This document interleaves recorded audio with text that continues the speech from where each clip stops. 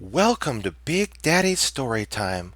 We're reading Disney's Winnie the Pooh, Trick or Treat. It was Halloween, and Pooh and Piglet were busy carving jack-o'-lanterns.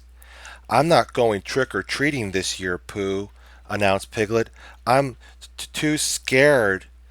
What is there to be afraid of? Asked Pooh. We'll only be seeing our friends. What if a costume has a haffalump hiding underneath it instead of a friend? Answered Piglet. Why, I'll be with you, Piglet, replied Pooh. Look, he said, pointing to a book he had been reading. I've thought of a costume we can wear together.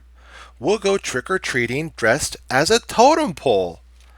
All right, sighed Pooh as Pooh got together the pieces of their costume. I'll go, but only if you promise to run if you see a heffalump. I promise, said Pooh. He lifted Piglet onto his shoulders and arranged the costume so they would be a totem pole with two faces. The two of them headed for Rabbit's house. Oh, dear, Piglet whispered as they passed Rabbit's garden. Something's hiding in the corn stalks. Don't worry, replied Pooh.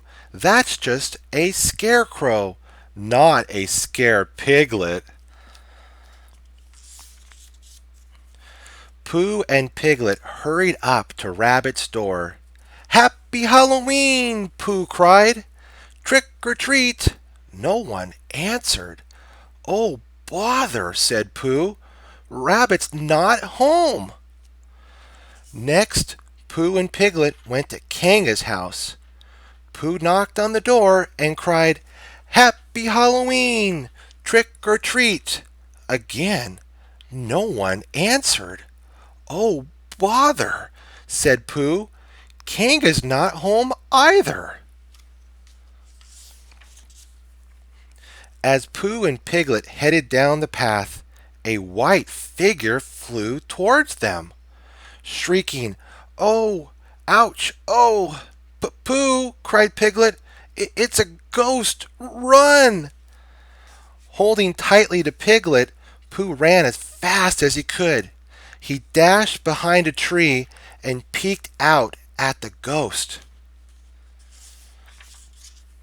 The white thing thrashed around for a few minutes. Then, suddenly, it untangled itself. "Tigger!" Pooh exclaimed. Tigger frowned. "Who are you?" he asked. "And what are you?" "It's me," said Pooh. "And me," added Piglet. "We're a totem pole." Tigger scratched his head. He had never seen a totem pole before, but he was very pleased when Pooh invited him to go trick-or-treating. "You can dress up as a ghost," Pooh suggested, "but if you see a heffalump anywhere, you must promise to tell us," Piglet insisted. The friends hurried on to Eeyore's place. As they approached, they saw that this little twig house was covered with cobwebs. "Oh, huge spiders," said Piglet, shivering. "Don't go any closer." Then out of the shadows a voice called, "And why not?" "A heffalump," cried Pooh. "Where?" yelled Tigger. "Run!" shrieked Piglet. "Oh, well," said Eeyore, peering around the corner. "No one ever sticks around naturally, not even the spiders who made these cobwebs." When he recognized Eeyore's voice, Pooh stopped. We came to see you," he said. "Would you like to come trick-or-treating with us?" "Can't," Eeyore said gloomily.